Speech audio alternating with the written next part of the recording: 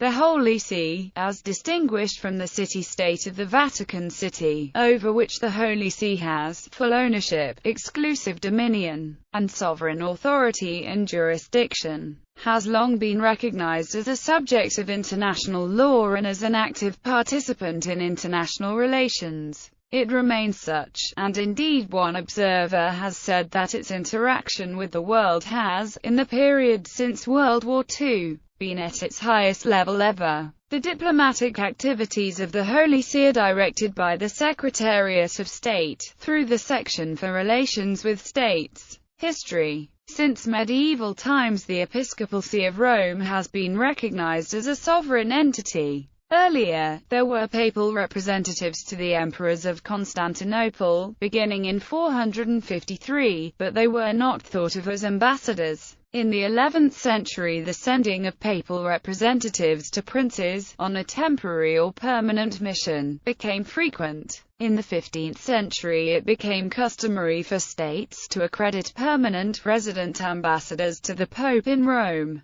The first permanent papal nunciature was established in 1500 in Venice. Their number grew in the course of the 16th century to 13, while internuncios were sent to less powerful states. After enjoying a brilliant period in the first half of the 17th century, papal diplomacy declined after the Peace of Westphalia in 1648. Being assailed especially by royalists and Gallicans, and the number of functioning nuncios was reduced to 2 in the time of Napoleon. Although in the same period, in 1805, Prussia became the first Protestant state to send an ambassador to Rome. There was a revival after the Congress of Vienna, which, while laying down that, in general, the order of precedence between ambassadors would be determined by the date of their arrival, allowed special precedence to be given to the nuncio, by which he would always be the dean of the diplomatic corps. In spite of the extinction of the Papal States in 1870, and the consequent loss of territorial sovereignty, and in spite of some uncertainty among jurists as to whether it could continue to act as an independent personality in international matters, the Holy See continued in fact to exercise the right to send and receive diplomatic representatives, maintaining relations with states that included the major powers of Russia, Prussia and Austria-Hungary.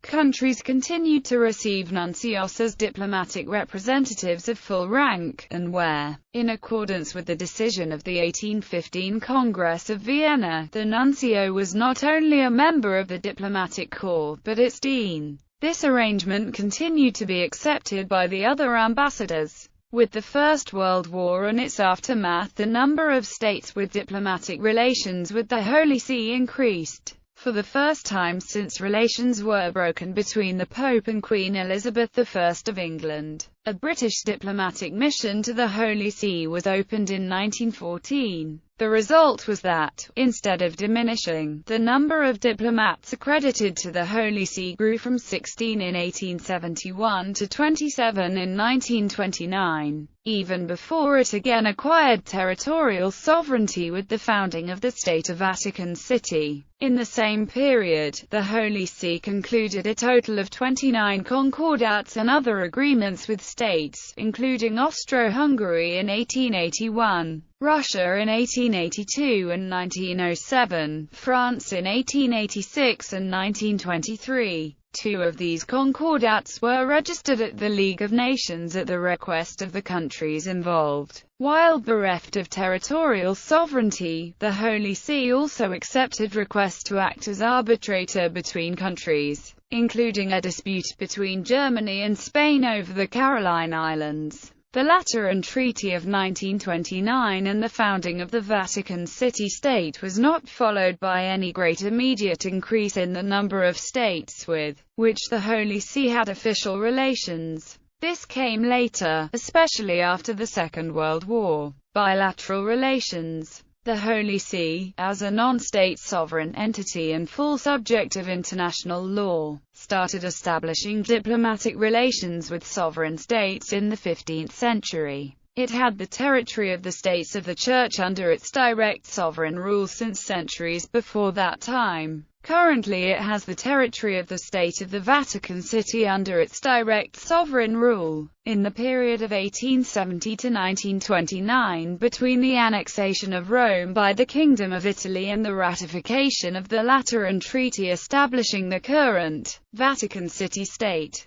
the Holy See was devoid of territory. In this period some states suspended their diplomatic relations, but others retained them, so that the number of states that did have diplomatic relations with the Holy See almost doubled in the period between 1871 and 1929. The Holy See currently has diplomatic relations with 180 sovereign states and in addition with the Sovereign Entity Order of Malta and the Supranational Union European Union. The Holy See also has established official diplomatic relations with the State of Palestine. By agreement with the government of Vietnam, it has a non-resident papal representative to that country. It has official formal contacts, without establishing diplomatic relations, with Afghanistan, Brunei, Somalia, Oman, and Saudi Arabia. The Holy See additionally maintains some apostolic delegates to local Catholic Church communities, and such delegates are not accredited to the governments of the respective states and work only in unofficial non-diplomatic capacity. The regions and states where such non-diplomatic delegates operate are Brunei, Comoros, Laos, Mauritania, Myanmar, Somalia, Vietnam, Jerusalem and the Palestinian territories, Pacific Ocean, Arabian Peninsula, Antilles. Apostolic Delegate to Kosovo and the Apostolic Prefecture of Western Sahara. The Holy See has no relations of any kind with the following states: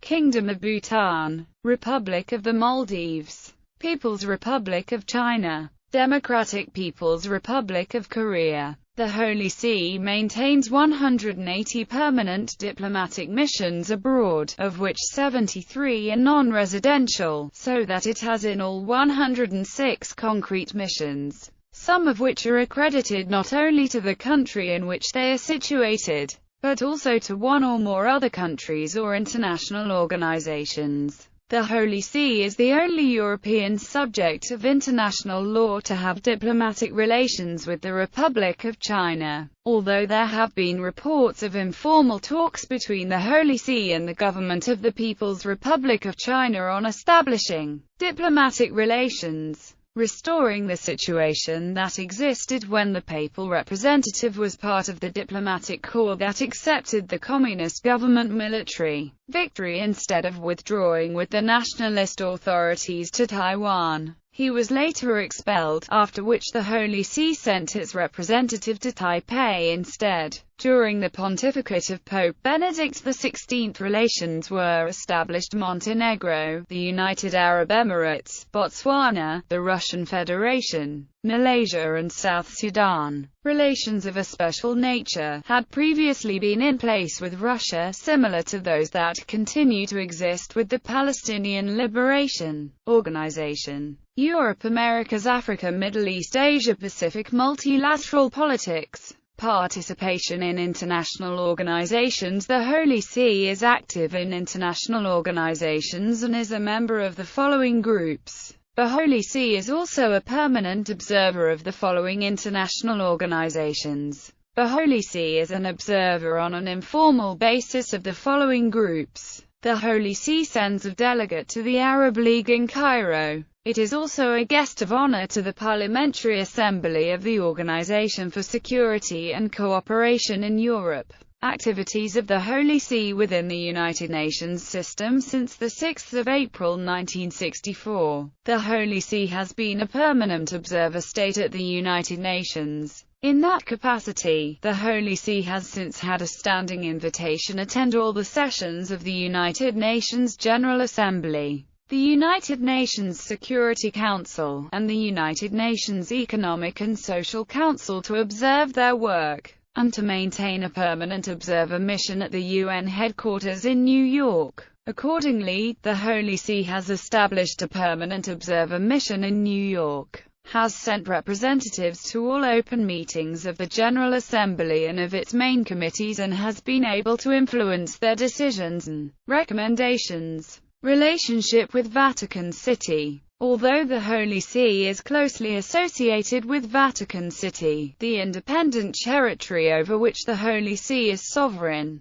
the two entities are separate and distinct. The State of the Vatican City was created by the Lateran Treaty in 1929 to ensure the absolute and visible independence of the Holy See, and to guarantee to it an indisputable sovereignty in international affairs. Archbishop Jean-Louis Taurat, the Holy See's former Secretary for Relations with States, said that the Vatican City is a minuscule support state that guarantees the spiritual freedom of the Pope with the minimum territory. The Holy See, not Vatican City, maintains diplomatic relations with states, and foreign embassies are accredited to the Holy See, not to Vatican City State. It is the Holy See that establishes treaties and concordats with other sovereign entities, and likewise, generally, it is the Holy See that participates in international organizations, with the exception of those dealing with technical matters of clearly territorial character, such as,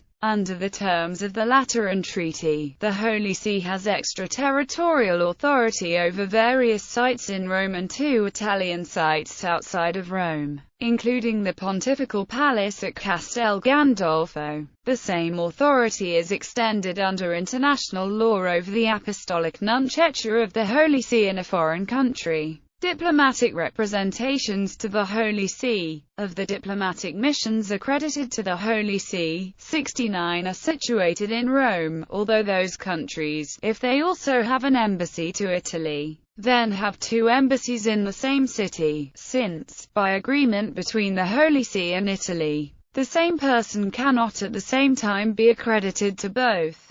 The United Kingdom recently housed its embassy to the Holy See in the same building as its embassy to the Italian Republic, a move that led to a diplomatic protest from the Holy See. An ambassador accredited to a country other than Italy can be accredited also to the Holy See. For reasons of economy, therefore, smaller countries accredit to the Holy See a mission situated elsewhere and accredited also to the country of residence, and perhaps other countries. Massimo Franco, author of Parallel Empires, asserted in April 2009 that the Obama administration had put forward 3 candidates for consideration, but each of them have been deemed insufficiently pro-life by the Vatican. This claim was denied by the Holy See's spokesman Federico Lombardi, and was dismissed by Thomas Patrick Melady, former United States ambassador to the Holy See, as being in conflict with diplomatic practice. Vatican sources said that it is not the practice to vet the personal ideas of those who are proposed as ambassadors to the Holy See, though in the case of candidates who are Catholics and who are living with someone, their marital status is taken into account. Divorced people who are not Catholics can in fact be accepted, provided their marriage situation is in accord with the rules of their own religion. In September 2008, French and Italian press reports likewise claimed that the Holy See had refused the required diplomatic approval of several candidates proposed by Paris for the job, which has been vacant since the previous ambassador died in December 2007. According to press accounts in Argentina in January 2008, the country's nominee as ambassador to the Holy See, Alberto Iribarne, a Catholic, was rejected on the grounds that he was living with a woman other than the wife from whom he was divorced. Treaties and concordats. Since the Holy See is legally capable of ratifying international treaties, and does ratify them, it has negotiated numerous bilateral treaties with states, and it has been invited to participate, on equal footing with states, in the negotiation of most universal international law-making treaties. Traditionally, an agreement between the Holy See of the Catholic Church and a sovereign state on religious matters is called a concordat. This often includes both recognition and privileges for the Catholic Church in a particular country, such as exemptions from certain legal matters and processes, and issues such as taxation, as well as the right of a state to influence the selection of bishops within its territory. Bibliography. Cardinal Hyginus Eugene, The Holy See and the International Order. Colin Smythe, ISBN 0-900-675-608.